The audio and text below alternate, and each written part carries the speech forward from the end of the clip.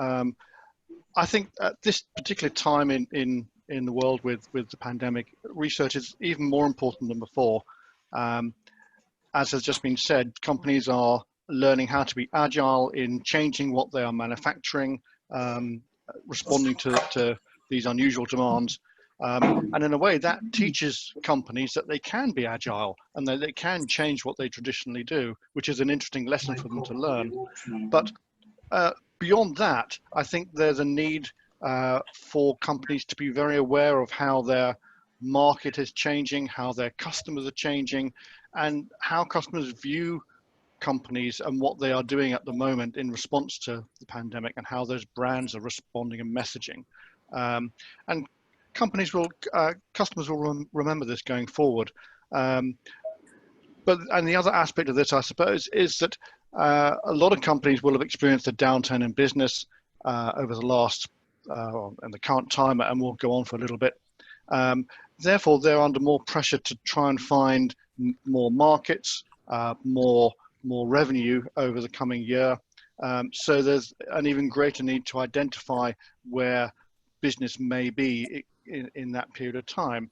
And that requires market research to identify new opportunities, new sources of revenue, more so than ever before, I think. As has been said, research will become even more important going forward. So it's very timely, therefore, to talk about how research will work in this current environment and how it will maybe normalize a bit as we go forward. But what are the particular processes and methodologies and analyses that will be important for companies in taking their business forward? Sonia, are you back on? So especially the students, as we are catering into different countries, so every country has their own demand, they have their own products, they have their own customers. So automatically, we have to design the strategy. So can I check, are we working through effective members? And my question is for Mr. Phil Torser. So as we know, research is something that involves two things, data and information. But while conducting research, there is always a chaos, whether we go for qualitative research or quantitative research. So my question is, what is the actual difference between qualitative research and quantitative research? You're absolutely right. It's really important to understand the differences between qualitative and quantitative information. And it really goes back to thinking about what information you're trying to gather and what questions you're trying to answer. I mean, the basic answer to the question is quantitative information is numerical. It's where you're looking at, for instance, asking questions about budgets or about prices. Excuse me. You can be asking questions where it might be a yes/no answer, things like that. Answers of rating scales where you're gathering data that you can sort of put on an Excel sheet, if you like. That's quantitative information, and that tells you important metrics about the market that you're looking at, about the questions that you're answering. Qualitative information is where you're asking for views and opinions. It's verbal information. It's verbatim answers to things. It's really important, but it might be, for instance, you might ask a quantitative question about a rating scale, but you might follow up with some qualitative information. Why did you give that particular answer? Why did you give it that score? And that's really important, because quantitative information really only tells you half the story. It's really important to understand why people think what they think, why they give the answers that they give. So that combination of the two is really that sort of holistic package of information that you need in finding out information about the market. Interestingly, you can sometimes apply qualitative information to a coding frame and start to quantify that qualitative information. So you can really start to gather the most you need, the most you can get out of the data.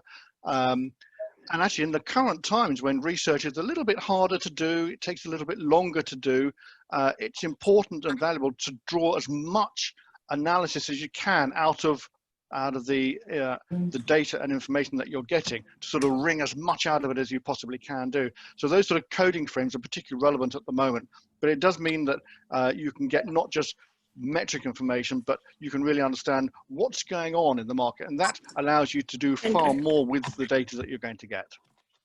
Thank you, sir, for such a detailed answer. Ma'am, my question is that what is the basic difference between close-ended questions and open-ended questions? Yeah, very important, because you are in the initial years of your management. You need to understand the basic difference between these two. When you talk about the open-ended question, it's free from the answer. Whatever is your things coming to your mind, you can easily answer that. Wherever when you talk about the close-ended, they are mostly in the form of yes, no, or A, B, C, D, or some 1.3, 1.23. You have to just rate them. Most importantly, in the researches, when we do the research with a client-based research and we go to the customers, when we discuss with them in detail, you won't imagine that we find out a lot of things when we ask them an open-ended question. A very simple question, let me ask you, for example, how you think about the studies in your college, right? You will give me a lot of answers, 1, 2, 3. You will give me a story. The college is very good. Teachers are like that. We do this. So I can find out, okay, what are the pluses in your colleges and what are the minuses in your college. So if I have to design some kind of the training, I would be exactly what you require actually.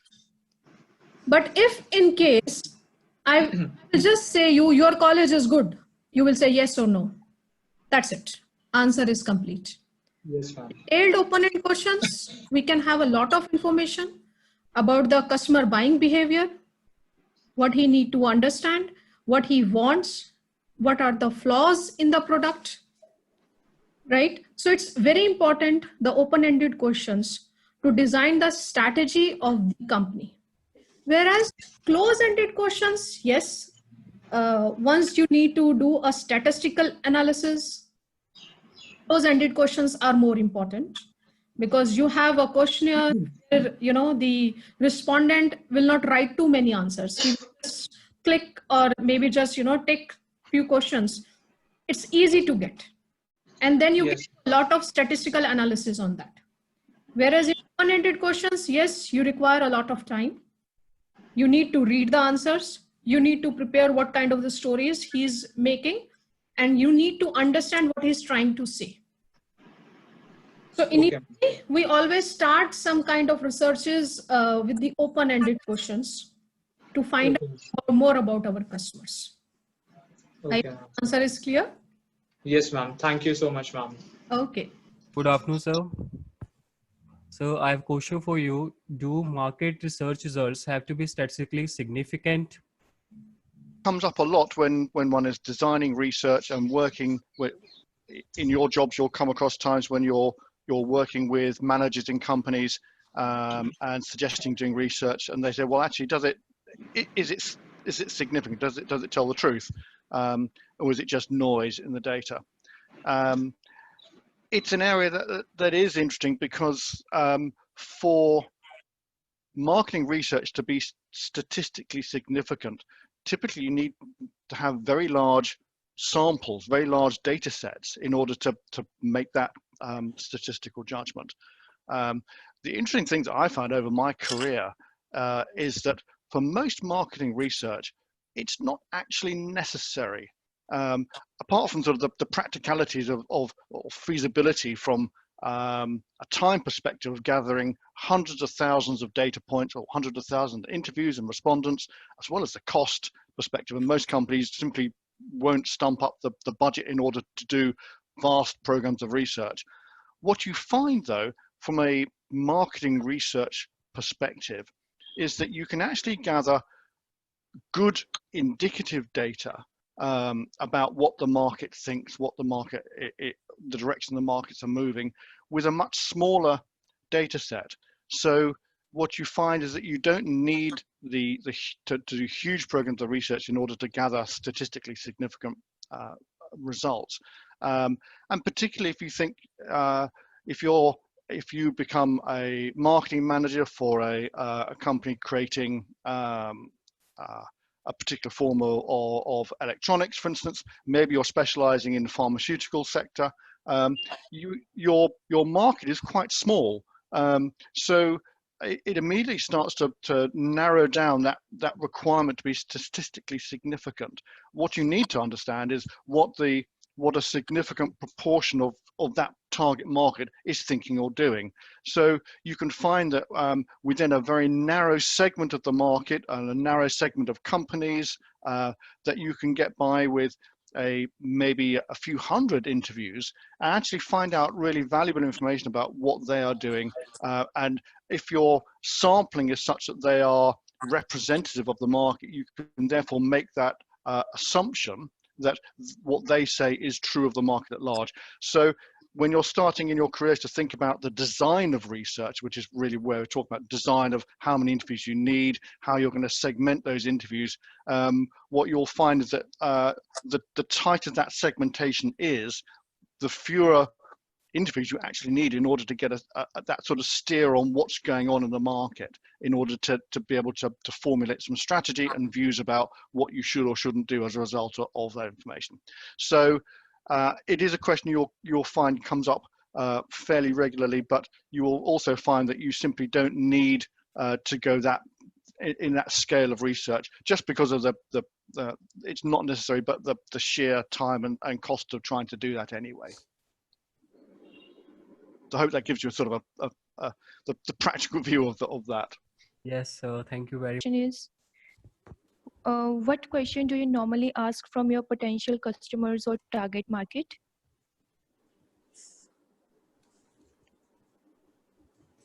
Am I audible?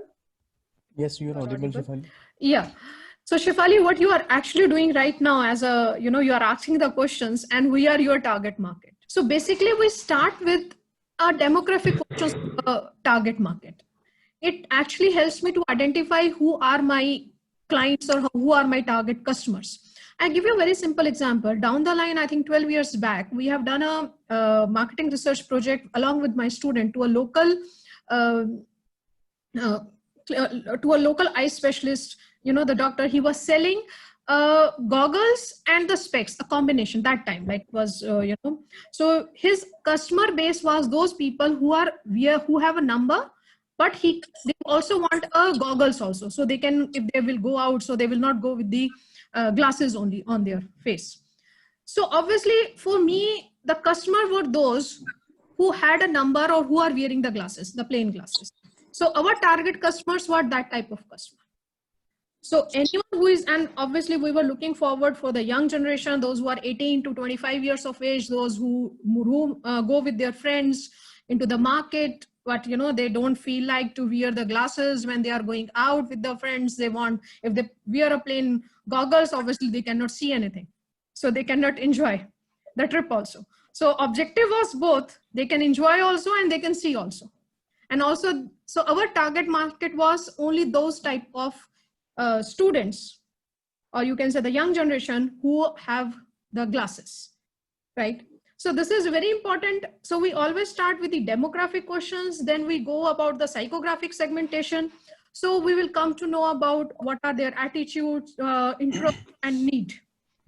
For example, if you are very studious and you wear the glasses and you hardly go out, you are not my customer, potential customer. I will not waste my time on you.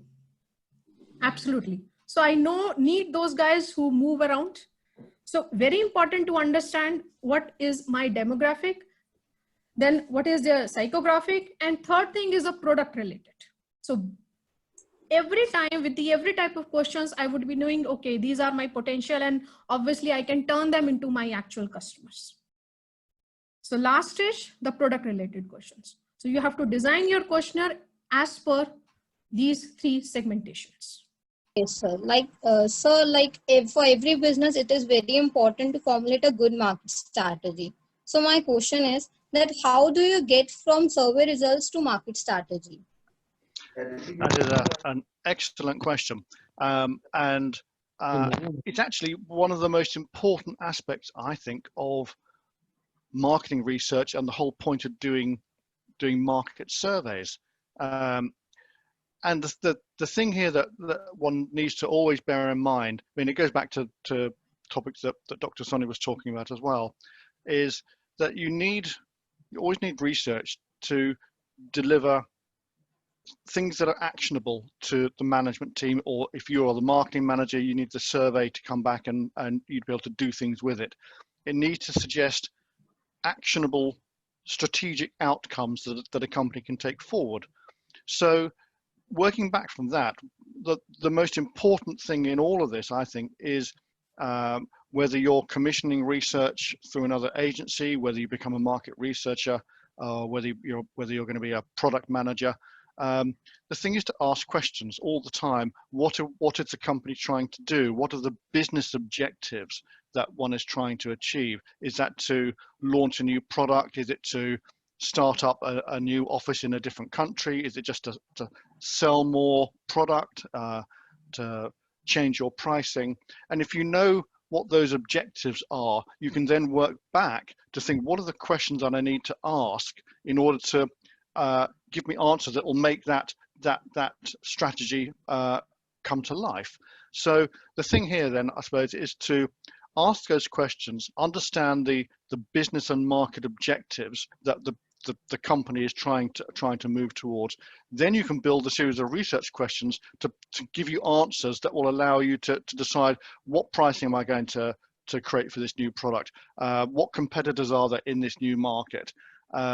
So that you can then take action, because the strategy is actually a set of actions that the company is going to take forward. So you need just to make sure that you're gathering information that allows those actions that the company is going to take, make sure that they are the correct set of actions for that particular situation. So it comes right back from big strategic questions, right all the way back to asking the right survey questions in the right way. And you need to think, therefore, is it quantitative, is it qualitative information? Things we were talking about a few minutes ago, the type of questions that you want to ask, which Dr. Sonia was talking about as well, making sure you're asking those correct questions in the right way, so you get information back in the right information in the right format that allows you to then look at it and say, actually, we need to charge this price, or we need to launch that product for that segment in the market, which are strategic actions. So it's sort of a whole thing, but you can't do these things in isolation. You need to look at the whole thing from end to end in order to really get something that will work well for the company. Okay, thank you so much, sir. My question is for Dr. Sonia Singh. As we know that market always targets some specific groups. So my question is that, what is the value of focuses groups? Very accurate question, as Mr. Phil has also told about the statistical importance of the data set. See, most of the marketer needs a lucid data. And obviously, you know, the quantitative researches, you can form your represent your data in a very lucid form using different charts, you know, using different statistical analysis. And being an academician and expert in SPSS, I personally also like, you know, to have more of quantitative data where you design a questionnaire, circulate to your clients, have a data, and, you know, prepare your report. But believe me, focus group interview is one of the things which, you know, can assess the performance of anything very accurately.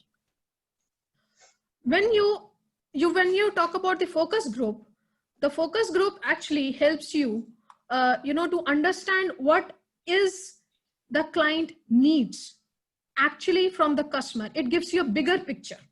For example, you are going to launch a product. I give you a very simple example. If Ford is going to make a new advancement of your car, can it take a customer opinion through a survey? If you have not, you know, used the old model of, you know, the latest old model of Ford car, can you suggest anything about the new model of the Ford? No. So you have to see your product specifications.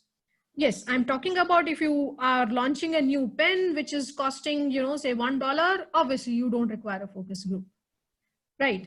But when you are talking of a product which are of category that general public cannot answer, you need to have a focus group analysis so that they can actually suggest what they actually want. So let me tell you, when the General Motor, whenever it designs a new model, it first take the opinion from the focus group from their latest customers, because they are the one who can tell actually what could be the new features into the new car before designing the product even. So focus group before designing and even after designing, before launching. they do it. Yes, after launch, you can ask from customer opinion, you can take the feedback from the customers, how you like it or something, that's a separate issue. But before and after launching of many products, focus group are very, very essential. So my question is, what new research methods are up and coming? Thank you. I think I just about caught that question. So the question was about what new research methods are up and coming in the research world. This is interesting. That in some respects, the basic research methods don't change all that much. As we said, you need there's quantitative, there's qualitative research. You're looking at different types of information, but the methodologies, some of them are similar. I think some of the interesting things that we're seeing now in terms of research are much more in interactive online methods of gathering information, which are particularly relevant in the current situation where there are restrictions on the way we can interact with respondents and do interviews, and we certainly can't do face-to-face focus groups and things like that at the moment. So online and remote research is becoming even more important than it has done in the past. So I've seen today, I was sent a message from a company looking at implementing video interviews over WhatsApp, for instance. What a great idea. So those sort of methods I think are very interesting, of leveraging new technology to interact with respondents and gather information. The other things that you see a lot of are in relation to social media. So there are research methods that listen to social media and then do quite sophisticated analyses on looking at how often particular topics come up, how those words and phrases are mentioned, to get sort of sentiment analysis out of listening to social media streams. That's quite interesting, and that is a very new and developing area. And I know companies who are applying quite sophisticated analytical models to listening to that sort of stream of information using AI techniques and things like that. But the area I personally find interesting as well in relation to consumer research are that I know there are companies who are supplementing their qualitative information, and Dr. Sonia was just talking about focus groups, which are absolutely critical for finding out new information that before we can start formulating quantitative questions. You can use quite interesting approaches with consumers around almost a psychological approach, understanding really why they interact with brands when they walk down the aisle of a supermarket. What are they really thinking? So there's a sort of almost a psychoanalytical approach to in-depth interviews, which is very, very interesting. Personally, I find it fascinating. You can semiotics, understanding or trying to understand what consumers take in terms of meaning from advertising, for instance. Very interesting stuff. And these things are going on. There's a lot of work developing these as research methods that would tack on to the basic qual and quant research processes. But the thing behind all this is trying to gather more information that was hidden, I suppose, whether it's looking at streams of data and information from social media, or doing far greater in-depth analysis with some consumers about what they think about brands, what they think about this type of shampoo, what they think about that type of car. It's all trying to dig more information out and get in a way for your client, get an advantage in understanding what's going on in the market. So it's about trying to find interesting ways to get deeper under the skin of customers, consumers, or businesses to gather more insight, and tie it back to the strategic questions we were talking about earlier. What are you going to do with information? You've got to be able to do something useful with it that allows you to fine-tune your product or adjust your pricing, or maybe put advertising in different channels where they're seen better, or seen in a better light, literally.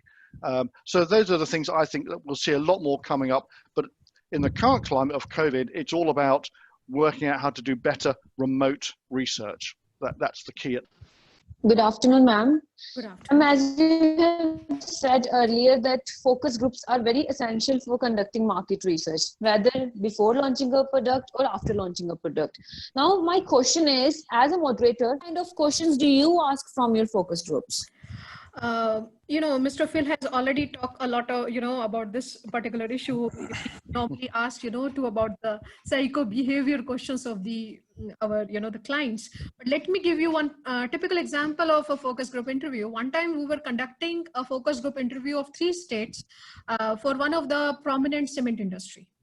The reason was, the sales has suddenly gone down. So what happened, obviously, focus group interview, we always start with questions which make, all the distributors were sitting together.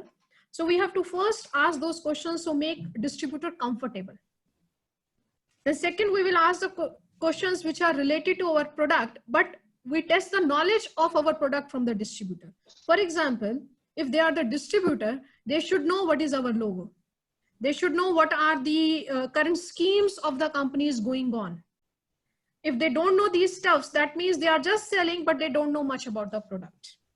What are different concentrations of the, which our product is using. So obviously when the client comes, he is making a multi-store building. So he want to know how much good the cement is. So we should know all these things as a distributor. Even you have employees with you, but as a distributor, you should know, and they were the big distributor. And third and the last type of questions we normally ask about the competitor. So we can actually find out what is going in their mind behind. So can you imagine when we are asking these questions from the competition, we came to know, and suddenly one of the person said, like, the competitor, they are selling this particular cement almost 10% lower than the price of the current competitor. So obviously as a moderator, this point was very important for us because we realized that these distributors might be selling in the name of a prominent brand, a low quality product. But we need to identify, is it right or wrong? So next step, what was done as a marketer, as a marketing research as an agency, we have to done a ghost marketing. So we have a person as, the actual client. They have identified, they have negotiated, they bring them, to lower price, and then they show up, to those people, the local brand, which were again, they're selling, it's only the product, a subsidiary of the current prominent brand of the cement only. So they were selling in the name of prominent brand, a local brand. And obviously most of the people, they don't care because board is written, and the board it is written, oh, you are from, for example, Binani cement or this cement. So people are going with the name. And yes, they're thinking all the products inside are related to that particular brand. And they are saying this is a new launch and selling them at 20 or 10 or 15% less. So automatically the share of the prominent brand will go. Yes. So moderation requires no doubt a lot of experience. As a student, one suggestion I would like to give you, I don't know if you're doing it or you must be doing it, try to do a lot of role plays. Okay. As you are doing a moderation now, right? So same way, pick up a situation. Teacher can be a moderator, or one of the student group can be a moderator, one of the student group can act as a distributor. In this way, you will study a whole market. What are yes. So all will be having a knowledge. If you will do say 15 people will do one this type of a role play. So if you are 4 groups, so can you imagine within 1 hour or maybe 4 hours, you can actually analyze the 4 different industries, and it will enhance your knowledge much more, right? So yes, you are going to face any kind of interview, so it will help you also because you would be knowing about the industry beforehand. So it's a very beautiful exercise which you can do in your clubs or maybe in your classes, maybe in your extra classes. So it's something which you can learn at a very fast rate. Okay, thank you, ma'am, for such a detailed answer. Good afternoon, ma'am. Good afternoon. Ma'am, I have a question for you. Ma'am, how many actual respondents do we need for a survey? Are there any minimum and maximum limits? See, this question is very typical to answer because, we cannot answer exact, how much respondent we do require. It depends on the product base. it depends, yes, we normally see two type of things, one is the reliability of data and the budget. More number of respondent means more budget. Less number of respondent means less reliability of data. So both goes opposite. So we need to understand how to correlate with each other. You all are boys, right? Most of you are boys. You use, razor to shave. Fine. Now I give you one simple example. If I'm a manufacturer of razor, I cannot test each and every razor. Yes, ma'am. Or maybe I cannot even test 50% of the razors. It will, my whole product will be of no use, right? So what I will do, I may have to check, maybe one or two in between, yes. Not more than that. Okay. So very important to understand what kind of, product you are selling in the market. But yes, normally we go by 95% of level of confidence. Now, if I will say 95% level of confidence, so for example, you are saying, say, take the example of the bulbs, right? Electricity bulbs. One bulb goes, say, 650 hours, of the light it gives. So when I'm saying 95% of confidence means the first 100 bulbs, when we check, say, for example, the rejection rate is only 5%. So 95% bulbs will go absolutely right. Here I want to give you one beautiful example. This question, this is a funny, but yes, that is a real case. Can you imagine, like, there is a case when the husband and wife going for a movie. Obviously the wife was a boss, and she said to husband, only one cold drink, not more than one you will bring. So obviously husband, what he has taken is of 250 gram, Coke glass. He took a sip, little bigger sip, say 25 ml sip he has taken and gave to the wife. Wife said, how come it is so less? He said, they gave me like this. She went to the manager and she said, see, this sip is, this cold drink is very less. It's not 250. And when they measure it, yes, it was not 250. Right. Now, manager, what he will do? Imagine you will say he will give 25 extra, question solve, right? Or he may give one glass extra, question solve. But the manager is very important to understand, because if dispenser is dispensing more than 250 gram, that means there is a huge loss in the end of, say, month. If it is giving less than, then the goodwill of the company is going down. So he has to check. So what he will do, he will check every, say, 100 glass, after 100 glass, one glass he will check, right? He keep on checking.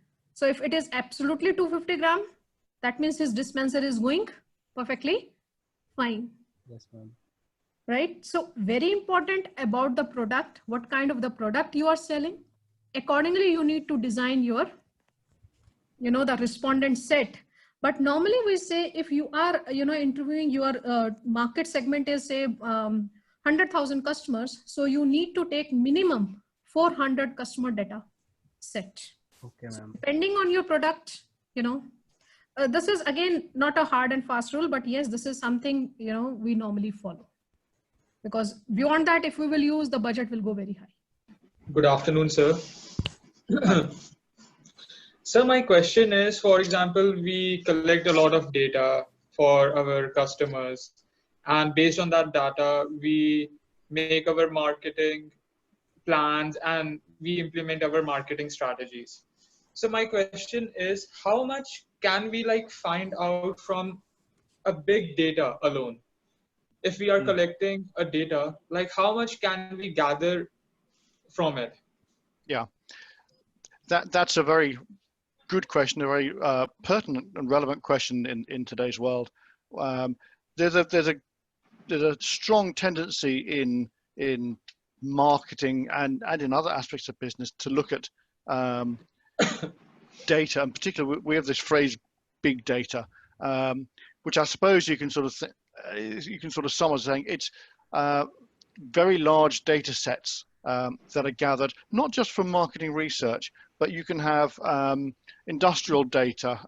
One of the areas I've done a lot of work in is Internet of Things, where you've got potentially billions of devices all turning up bits of data. So you create very large data sets. And the thing with what is going on in big data then is what we're really talking about is the analysis of that large pool of data and what we can determine through quite complex data analysis. And the answer is you can get a lot out of big data through complex analysis. I know companies applying AI tools to big data as well. So you're trying to sift interesting relationships between strands of data within that sort of data ocean, as it's sometimes called, to try and look at relationships between data, so you can try and work out things about the data that you couldn't see at face value.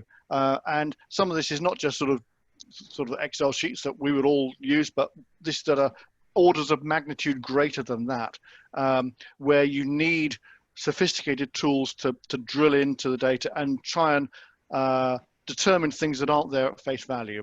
I think from my personal point of view, it doesn't often impact in terms of marketing research, because within research, we don't tend to generate quite such large data sets. I see it more, I've come across it more from very large consumer programs, if it is in marketing research, but otherwise it's more sort of to do with industrial research and industrial manufacturing and things like that. I do think, though, sometimes big data can be a bit of a sort of a knee-jerk reaction, sort of a phrase that often marketers and managers and managing directors often sort of latch onto as sort of maybe the answer to their prayers. Personally, I think even with clever big data analysis, sometimes you're not going to get at the why of what is going on. And it always ties back to some of the things we've been talking about earlier in the session today about understanding your sort of market strategy, thinking about the questions you want to answer, qualitative and quantitative information. And with this, we're really looking at quantitative data more than anything else. But I think sometimes we need to step back from big data and look at small data and try and understand why those big relationships are in data that we've uncovered are there. What it doesn't tell you is if you're looking at a very large data set and you've uncovered some interesting relationships between or within the data, is it important or not? Does it matter or not? And sometimes you need to step back and put it in the context of the business or the objectives that you're trying to look at, or even if it's a manufacturing data, what does that tell you about a device? Does it tell you if it's going to fail? Does it tell you if it's working well? And you need to sort of look at, well, so how does it help us as much as just looking at the analytics? So you can find out a lot, but you need to always think, is it useful? Does it tell me anything that I need to know? Can I do anything with it in terms of the analytics? Sonia Singh, ma'am. Good afternoon, ma'am. Good afternoon, Dita. So, ma'am, my question is, how do you design questionnaire or survey? See, when you are designing a questionnaire and survey, I think we are discussing from the starting, like, how we are choosing our research design, how, we are choosing our respondent, what type of the customers we have. So when I'm designing a questionnaire, I need to see what kind of the product I'm going to sell, to whom I'm going to sell, who are my clients. So accordingly, I need to design my questionnaire. For example, if I'm designing a questionnaire for a car, which is costing, say, more than $50,000, so automatically my questionnaire set will be based on those type of customers. And when I'm designing a questionnaire, very important to understand that I should not keep a questions to be very long. It should be intended to the research what I'm doing, number one. Because if my questionnaire will not able to ask the questions which I want to know, obviously my research somewhere will be lost. We are discussing about the big data analysis. That will be of no use if my respondent are not right, if my objective of the research is not right. Analysis comes to the later stage. So very important, how we have to design the questionnaire. So very important to understand, number one, it should be based on what you intended to find out. Your questionnaire should be based on that. Number two, it should only measure what you want, not something else. Number three, the meaning of the question should be same for all. For example, you design a question and you write a salary income bracket, 1,000 to 5,000. Now, what you mean by it? Are you talking of INR? Are you talking of AED? Are you talking of dollars? So it has to be very important, because if you are, and your market is across globe, so you need to mention very clearly what you are writing over there. And then sequencing of questions. Very important that question sequencing has to be very much right. It should be related to each other. For example, you ask a question first, how many kids do you have? And then you will ask, are you married? Doesn't make a sense. So based on this, you need to design your questions. And I think you are doing marketing research at present in the second semester. So you must be doing a lot of research projects. So when you are designing the questionnaire, please go through the Harvard University research design. There is a full, they have made a very beautiful 3-page document where they have very clearly mentioned how to design a questionnaire. Just go through it and just try to design your own questionnaire based on that. Yes, ma'am, I'll surely visit that site. Thank you so much. Good afternoon, sir. Hello. My question is, what is the value of tracker research? Okay, that's another very good question. Most of the research we've been talking about as we've gone through the session, we're talking in the context of a single survey. We construct a questionnaire, apply it to a set of respondents, or in a survey, or as a set of a qualitative process. Tracker research is when you would repeat that process at regular intervals, and the point there is you start to get a longitudinal study where you can see how things change over time. So you might ask about opinions of certain brands, for instance, and you might do it now, you might do it in 6 months' time and see how things have changed. You might do it in another 6 months' time. So you're starting to track how respondents have changed their views, or the data has changed over time. There's this can be done in consumer or business, but there's a well-known one which you might see on the news referred to every now and then, which is the Purchase Managers Index, or PMI, which looks at trying to track the prevailing economic sentiment in different countries by researching amongst a sample of purchasing managers in businesses. And again, thinking we can tie this back to the answers we've been talking about in terms of sample and how many companies you might need to talk to and so on. So it's a well constructed sample where they're asking the same questions at a regular interval, and you start to see how the sentiment of purchasing managers changes over time. So it's important from the point of view of seeing how answers and things change over a period of time, which you wouldn't get from a single snapshot from a survey. And that's simply what tracker research is. My question is, how do you get respondents to participate in the survey? Yes, this is one of the beautiful questions you have asked, Bhavna, because we have designed our questionnaire, we know what is our objective. We are ready with our analysis, because before designing we know, okay, what kind of the analysis we do require, but the question comes from where to get respondents. And most of the marketing research companies, they struggle this question. They have projects, they are doing the studies, they are doing everything, but they don't know how to get the respondents and from where. One of the simplest way of doing is to find your in-house list. Like, for example, we have designed this series. So first thing, from your college student. If it goes well, then we can increase the base from the students inviting from the other colleges. And then, the level can go above and above. So same thing, the company always look forward as a researcher. First, I will look forward, what do I have in my piggy? Maybe the current customers, maybe the potential customers list, maybe the employees, because if my product is something like that, which, everyone is a buyer.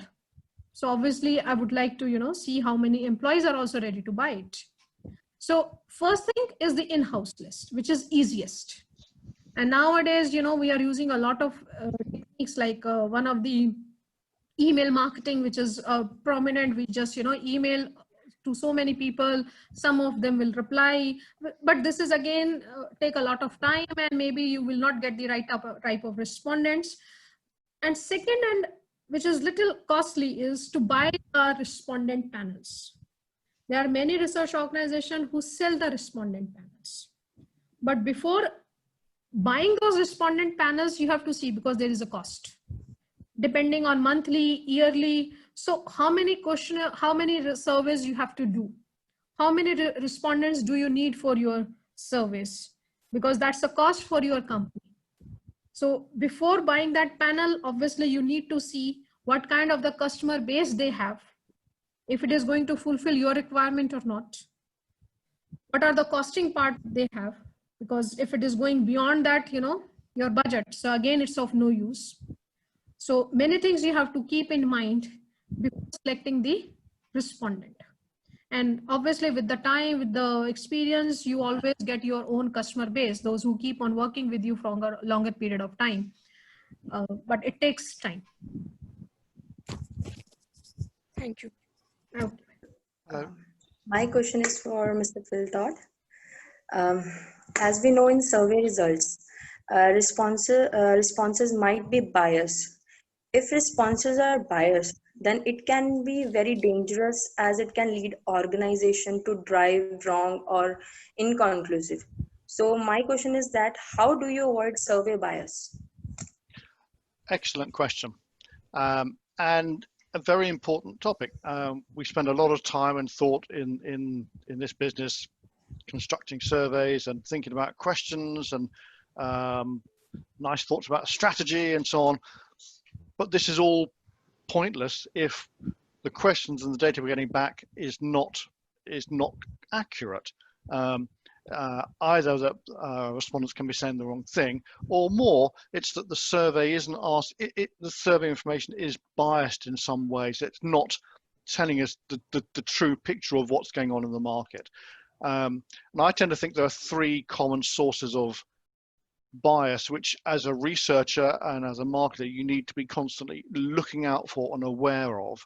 The first is if you're doing a survey, are the people you are asking the survey of, are they representative of your target audience or your target market? So there's sort of sample bias, if you like. So you need to be quite careful thinking about how many respondents you're trying to get, what segments of the market they're coming from, that you're not unintentionally excluding certain segments of the market that perhaps you should be including, because then your data will not be representative of the market that you're targeting. There might be bias in terms of the way you've constructed your questions. So you might be, most questions have some screening questions at the start. Are you unintentionally screening out certain types of respondents, which you shouldn't really be doing because they're a valid part of your market? Are you, and in a way in the questions, are you sort of prejudging the answer in the way you're constructing the questions? I mean, Dr. Sonia is one of the experts in terms of questionnaire design, and she'll know this inside out. But you need to think about asking questions in a neutral way. So you're not prejudging or asking it in a way that kind of steers respondents into a particular answer. So you need to think about that. And then, of course, you need the last area of bias. You might be just by being unintentionally introducing bias in the way you're analyzing results. Often surveys include all sorts of questions, particularly when you're doing work for a client. You will often find that they want to add more questions in and add more questions in and add a few more questions in because we're doing a survey. Let's add a few more bits in there. And all of a sudden your survey expanded from 15 minutes to 35 minutes. And part of your job will be to manage the client in all of that. But when you've got your results back, don't ignore some of the questions. Make sure you're analyzing holistically so that you're not cutting out questions that don't kind of fit your presumption about the results. Don't steer your analysis to come to the conclusion that you want. So there's bias in all those areas. And as a marketer, as a researcher, or a consultant, whether you're working in an agency or within a company, you must constantly be thinking to try and make sure you're gathering a neutral set of data, that you're monitoring yourself to make sure you're not sort of introducing bias yourself? So actually, I have two questions from you. So the first question is, as we know that whenever we explore research methodology discipline, we came across two terminologies. One is the business research and second one is the consumer research. So my first question is, how does business research differs from consumer research? Yeah. Well, it's fairly straightforward in a way. Business research obviously is where your target audience are businesses, where it's sort of in research terminology we're talking about B2B research. You're trying to find out what in my line of work, I do a lot of work within technology and telecoms. So we might be asking telecoms managers in companies about what they see as the features of a PBX that they want that they see most valuable for their company. So that will be business research. Consumer research is when you're asking questions of a consumer audience, and in a way the methodologies are similar. What you do find though is that there are some nuances in a way that with consumer research you would often tend to be asking larger samples of respondents than within a business, because the consumer, there's X million consumers out there. Now, not all of them want to be buying your Ford car that Dr. Sonia was talking about earlier. So you're segmenting that down a bit, but nevertheless, your target audience is potentially quite large. So you need to think about designing your research to suit that. In business, you can be slicing to a quite narrow segment of the market, so you're immediately looking at a different universe of potential respondents. The other thing that you'll find is that in business you're tending to ask more technical questions. You're asking someone who maybe is more of an expert in that particular field. We mentioned earlier about purchasing managers index. Purchasing managers know all about purchasing, so you can ask quite detailed questions about product purchasing, or if you're talking to a finance manager about intricacies of finance and what works and what doesn't, what finance product they might be buying for their company. Within a consumer research, you tend to be asking more general questions. You're asking more about opinions. If you're running focus groups, about what features they might like for their car that they haven't got at the moment. And if you're doing that with a business audience, you might drive down into the particular nuances of the audio system within the car that they might be liking. So there's those sort of differences that you see, but the fundamental research methodologies are the same. It's just you're thinking about the audience and what they can and can't answer. Second question is, as we know that research participants plays a very prominent role during our research. So should we offer an incentive to the research participants or not? Another very good question. So this actually ties back to what Dr. Sonia was talking about just now, about how you get respondents to participate in a survey. You can, if you offer an incentive, you need to be quite careful with this. In my experience, it does help respondent participation in the research. If you're going to offer an incentive, it needs to be something of a small, low value thing. So for instance, I've just finished a project for a telecoms company where we were talking to small business customers, and we offered a small incentive just to help drive up the participation in the research. So it needs to be of a monetary value that is relatively insignificant, but you don't have to offer it as a money thing. There are ways of offering an incentive that can be sort of an Amazon voucher. If you're within business, it might be something that's relevant to the respondent. Or what I've increasingly done over the years is you offer an incentive in the form of a charitable donation to a relevant charity.